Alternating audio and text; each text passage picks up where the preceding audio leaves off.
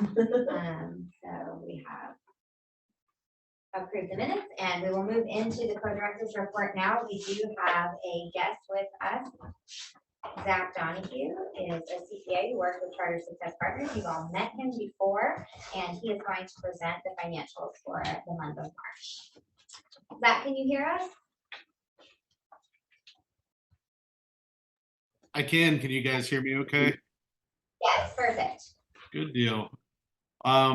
Well, I was going to share my screen. It just told me the host has disabled screen sharing. So if you can enable that, I can share my screen. You should be good now. If you could do that. Got it. All right. So yeah, good to be with you all again. And I have a couple things to present and go over. The first of which is the board report for March. With March complete, we are now 75% of the way through the fiscal year in terms of number of months, 9 months out of 12. And as far as the financial report goes, I always like to call your attention first and foremost to the kind of the bottom line, bottom right number is our projected surplus of 25,000, a little over 25,000, 25,324 and 79. As a reminder, the budget that the board approved had a budgeted surplus of around 150,000. So the projected surplus of 25,000 is a little bit less than that. The main reason being, if you'll notice here on the facilities line, we're projected at or a little over 200,000, whereas the budget was closer to 100,000, and that was a known, conscious decision by the board and the school to purchase some capital equipment, the playground equipment, which was around $70,000. And so one of the things I wanted to point out is that when your your annual financial statement audit comes around, the auditor is required to report the statements in accordance with government auditing standards. And so one of the things that means is that they will take items that, like capital purchases, for example, that show as an expense on this monthly cash basis report that we're looking at, and they'll capitalize that $70,000 so long as they agree that that meets the qualifications for a capital asset, which I do believe they will. And so that will have the effect of not coming out of your operating budget. The expense, it'll be added as an asset, and then they will depreciate that asset over its useful life. So the actual surplus on the audited financial statements will be, a bit closer. It should be, closer to that six-figure, a lot closer to what the budgeted surplus was. And so I just want to make sure that I pointed out that that distinction. And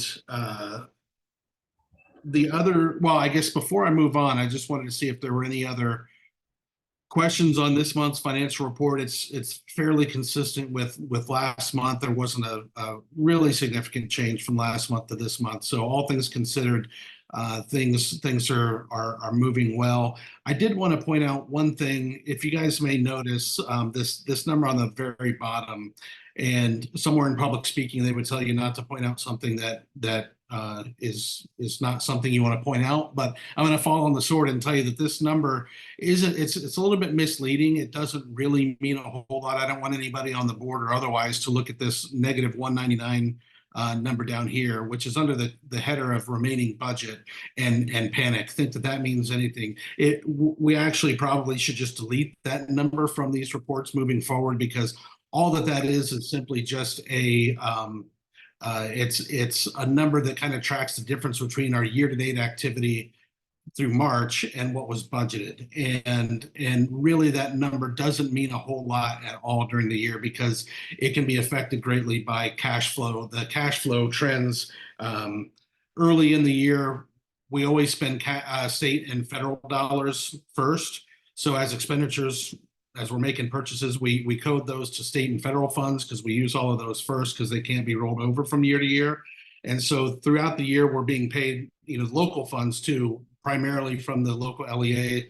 And so those funds basically just kind of accumulate to about this part of the year, when we don't have any more state or federal dollars to pull down. So all of the expenditures from here through the rest of the year, we will use the accumulated local funds that have been building up over the course of the year. So that's why there's kind of a little bit of a discrepancy in how that looks. So I just wanted to point that out. It's nothing to be concerned about. Overall, everything looks good. We're trending for a positive fiscal year on a surplus basis. So if there's not any questions, I'll probably stop sharing and then start again because I want to share something different. And if I need to come back, I certainly can. But I also wanted to share with you the balance sheet through the month of March. And oops, well, I went from way too big to way too small. So for the month of March, again, a really strong balance sheet. Our total assets are a little over $2.5 million at $2.6 million, almost all of which is cash. So a very strong cash position to have $2.6 million in cash. And very few liabilities. It's basically just kind of ongoing, recurring monthly. The most recent month's payroll liabilities still remain out there, and so from an equity standpoint, a strong equity position. And again, I'll point out that the balance sheet that comes from the accounting system, it's really more of a cash basis balance sheet. It will not list the capital assets such as property, plant, equipment, things that the school owns. On it. It's basically just a cash-based balance sheet, but we'll get a full accrual balance sheet again with the fiscal 24 audit this fall when that's completed. So those are the two main things that I wanted to present and cover and answer any questions if anybody has any questions on either of them.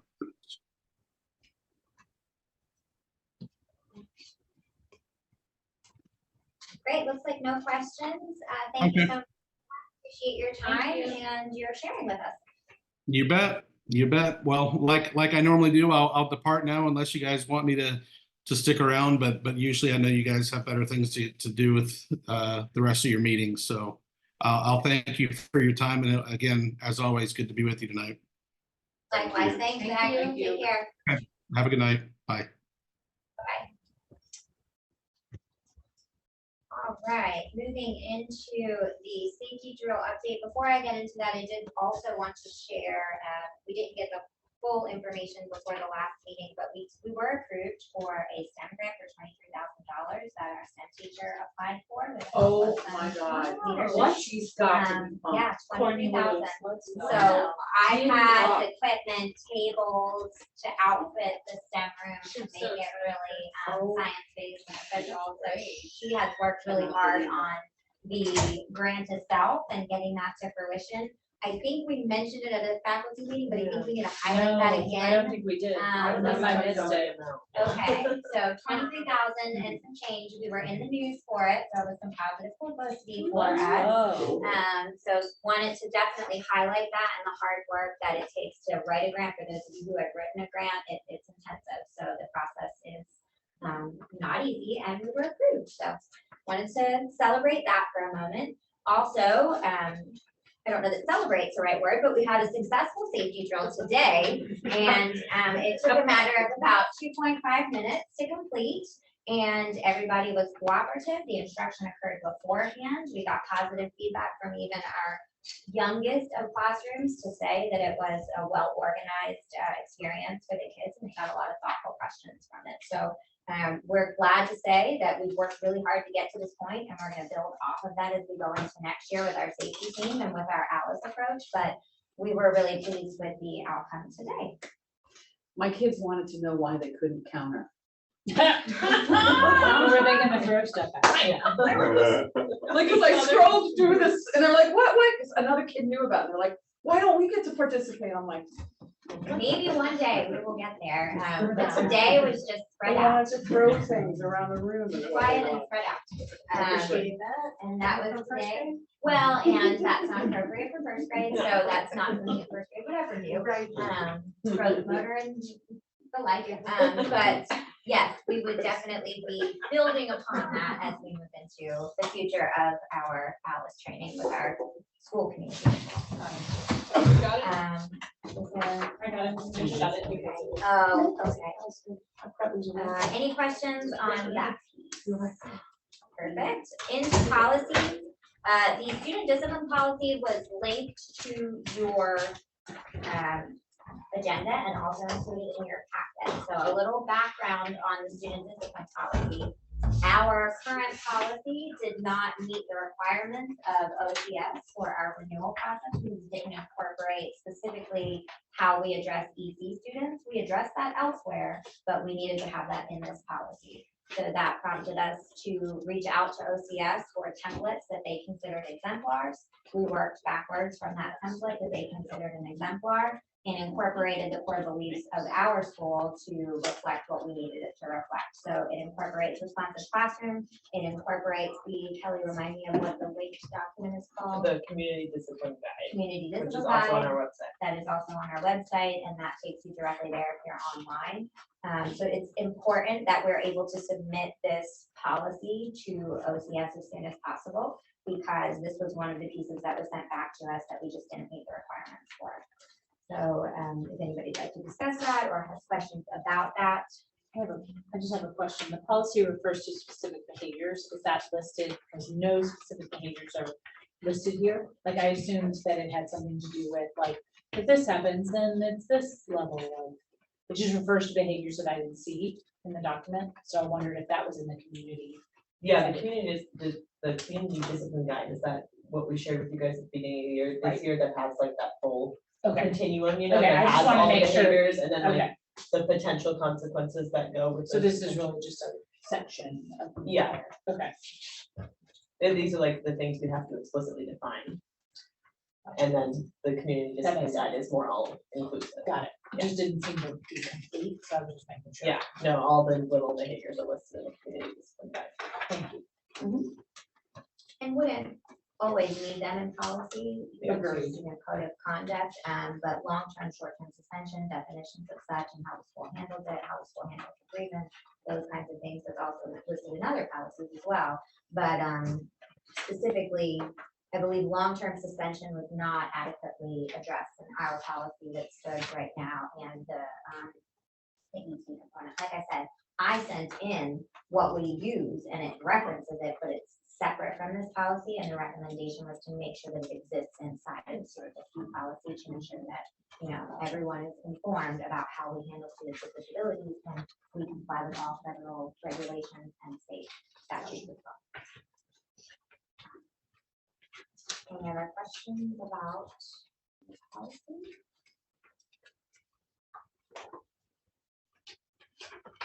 If anyone is comfortable to.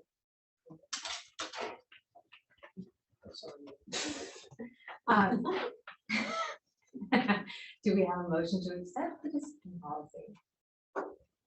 Motion to accept. Second? Second. All in favor? Aye. Got everyone? Let the record show reflect. All right. Thank you. Moving into the alternate evaluation instrument. This was another thing that we have been working through with OCS. So before anybody thinks we've done something new, we haven't. The issue with this was that our evaluation instrument, which is included in this packet, it's different than NESA's, which is what the state offers as their evaluation tool. As a charter school, and even traditional public schools, if they would like to go through the process of getting the instrument approved that is alternate, they're able to do that through the state. When a communication was sent out from OCS, it indicated, ensure that your alternate evaluation instrument is on file. So I just reached out and said, confirming that ours is in fact approved and on file, and learned that it was not. So there is now a process for us to go through to ensure that this is compliant with the requirements of OCS. It doesn't leave us in a position of retroactive trouble or anything like that. It's just moving forward, especially being in our renewal year. We need to make sure that everything that OCS needs on file is on file. The first step in that process is a letter that indicates the need for an alternate evaluation instrument. So we drafted something that pretty much sums up that we are a school of inquiry, and in order to facilitate our vision and our mission, we need a tool that incorporates specific language around inquiry-based teaching and inquiry-based learning. So that's what that letter says. We would, if everyone approves this on the board, then send this to the state, then we submit our crosswalk to Mises that we have to develop. So how does this hit all of the markers of Mises? And then, what the other thing I have to do? The letter, the crosswalk, the evaluation instrument itself, and then upload an epicenter, sorry, and lost me for a moment. The Upload letter an is epicenter. already being announced. It doesn't. Okay. Is it in? Should be in your packet? Yeah, it's the last page of your packet. Oh, it's in the packet. Yeah. Awesome. Yes, and I can also let you into it. It's not. I don't even, I got it. Okay. So I'll give you a moment to review that if you'd like. Susan, you, Yes. this is the tool, this is what we use currently when you come in. Correct. There's been no change to this. Okay, so that was kind of along the lines of my question. This is the tool that's used when we're actively in our classrooms observing us. This is not the pit. No, this is our That's part of the observation. process. The actual observation. Yeah. Insurance. And Yeah. even though all of that is entered into Mises, I guess that's where my struggle No, is. not for career No. teachers, Just it's not. Just BTs. Only BTs is entered into Mises. We use vector teach point for Okay, okay. for I'm thinking something digital. I Yeah. didn't know. for Okay. career Perfect. science teachers. Yeah. But for BTs, which is also included in the letter, we do. Yes. If we were to suggest that we wanted to use alternate evaluation instrument for that, we have to go through a third party review that cannot constitute those No. steps. So that would be much more work, and at this point, certainly in our renewal year, I would not recommend us venturing into that adventure. But we could consider that at a later point. It has to go through the proper vetting process though, and it's a little more intensive than your career teacher. I think it's good to have them do the first process, especially the Yeah. first 3 years. I think it's just a little more rigorous, if they get to see it. Do you know what I mean? It also I sets them up appreciate what they do. for more adaptability should they ever leave Right, CFCI yeah. and head over somewhere else. Right. It's apples to apples. But to be clear, we do hit all of those markers in our career teacher evaluation. It just looks a little bit different and it's from the inquiry lens. And that's not to say that we're not providing feedback to Mises for our PTs that does incorporate components of inquiry instruction as well. You always have that commentary piece when you're in an observation to provide all of the feedback that you like. It's just those indicators are very specific to each instrument.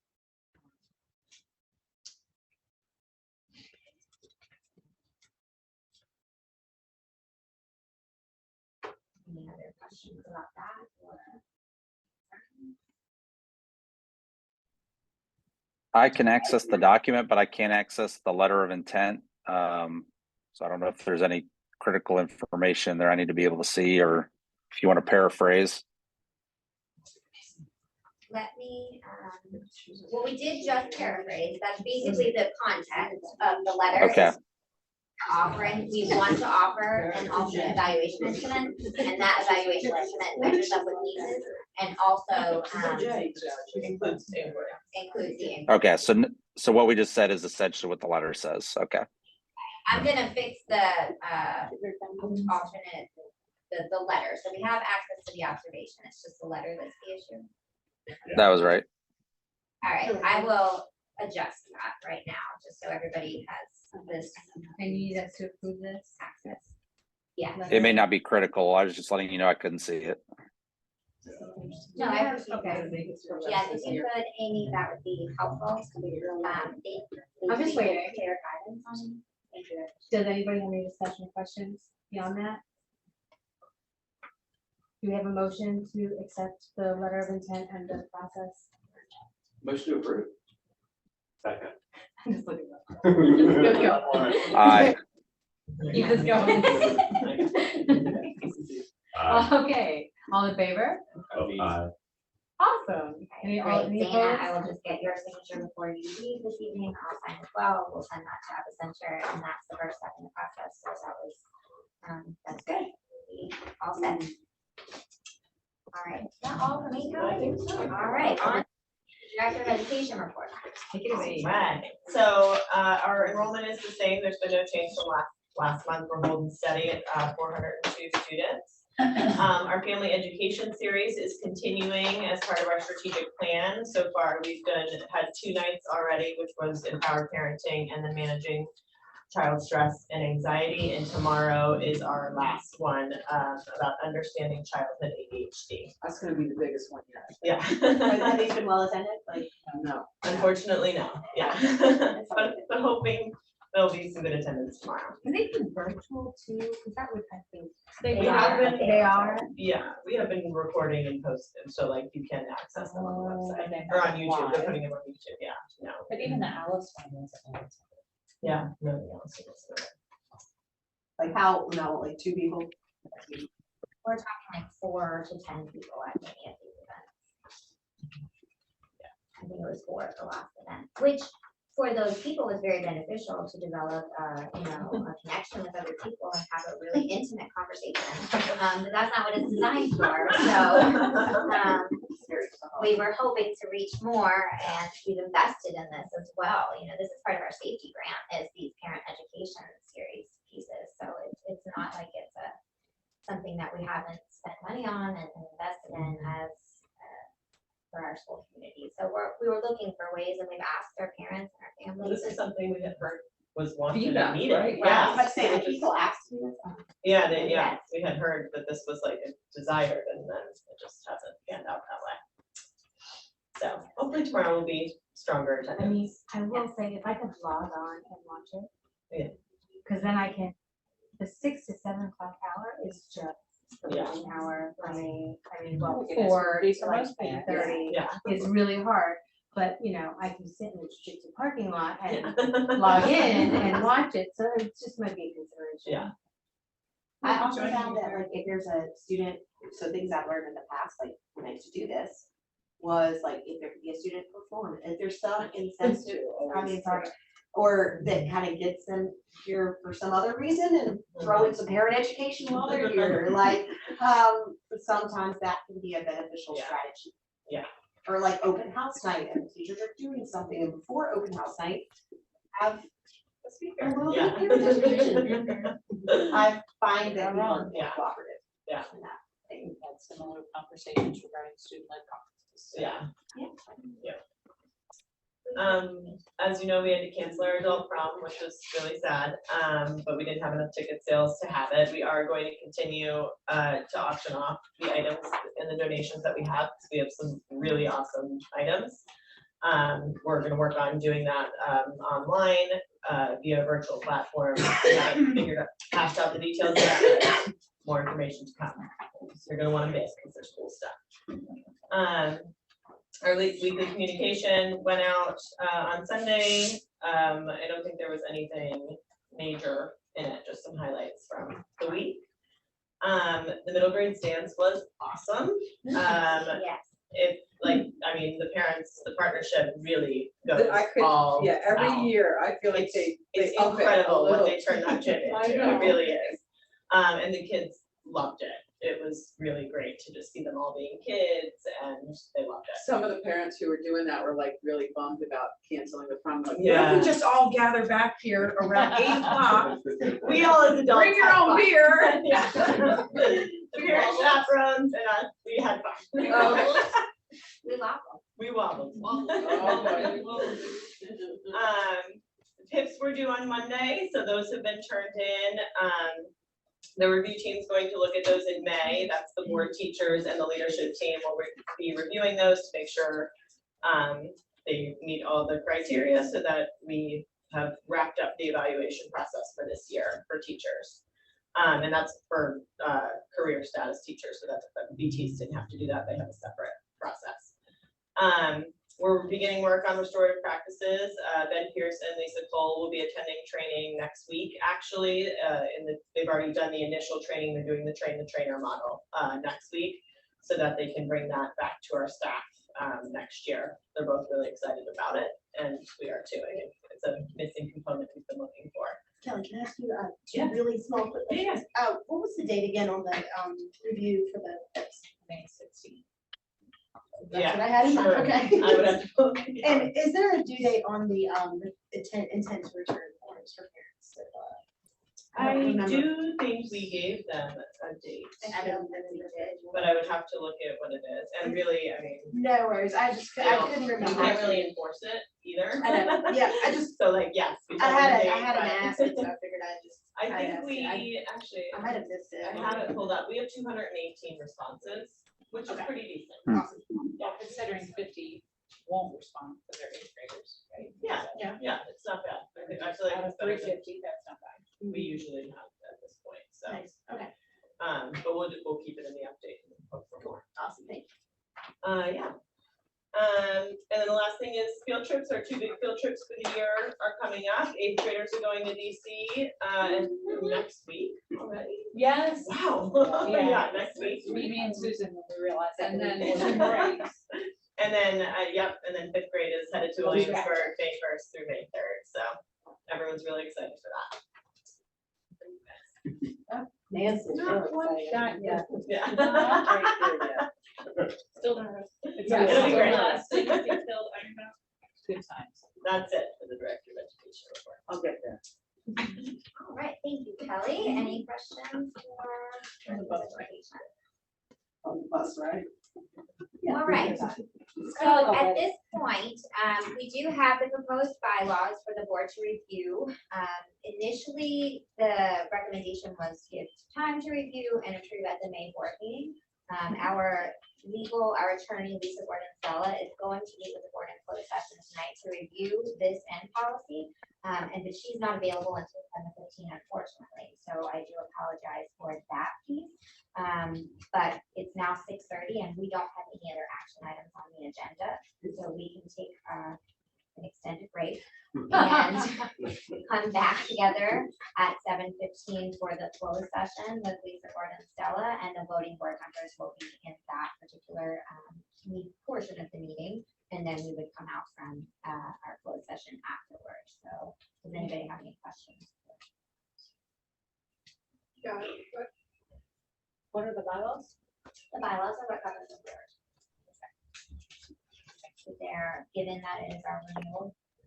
I was gonna say, how long do you- We get some feedback on, some suggestions on the bylaws and how they might need to look, and our legal counsel is providing some guidance on that. Susan, when was the last time that the bylaws were like adjusted or revised? That's what I was It's wondering. been quite some time. Okay, I thought I so. don't know that I can provide you a date. There was No, some minor adjustments that was made in the summer. yeah. But it was very, very minor, so you'll see updated 7 of 2023, but it's not a substantive Yeah. amendment to the bylaws, which would have been reported. Yeah, I was more pure curiosity. I felt like it's probably been.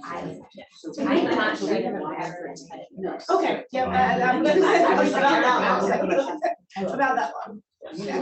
I'm wondering also, I mean, I recognize that it's been 10 years since we did. Every all 10, the charter right? School, We right? there. But no, not necessarily. They approved these for a certain number of years. Okay. But the last I one, guarantee the last you, one the we last did it time we to- did it, it was It was 10 10 years. years. Okay, I was here for that, so I'm just wondering. Have regulations changed? Have Yes. we? Okay, that's, because I'm like, how was that missed? You know what I mean? I think it's a valid question. Well, I know the answer, but I'm just gonna, you know. I think it's a valid question, yes. That's there, but understandably, laws and statutes change regularly. And one of the things that we're evaluating is we have access to legal counsel very easily. We can call, text, and get pretty much a response immediately, but that consistent person that is a board attorney, we don't have that right now. Nor are we Staying necessarily private. venturing into that, but potentially some support at board meetings, having an annual review from legal counsel. Some supports we can put in place so that we're not in a position where we feel that we haven't been updated in 10 years. That shouldn't happen. No, there's been a So lot of change. in the there have last been 10 years. a lot of changes in specifically current law in this state. And a lot of Particularly. leadership that So, we have. yeah, and I think that can account for that as well. Yeah. So, Other than those minor things, like the interviews and all of that, we don't. With from office of charter schools, everything, with the interview and all of that was. we've gotten positive feedback. Everything that we have received, we've shared. You know, that they we're impressed with the teacher panel, that everyone watched faculty meetings, that there is embedded I keep time. going back to that conversation we had there, and I was like, Kathy we were in there, like, I was like, I don't remember us talking about it. That was our takeaway. That was the takeaway. I love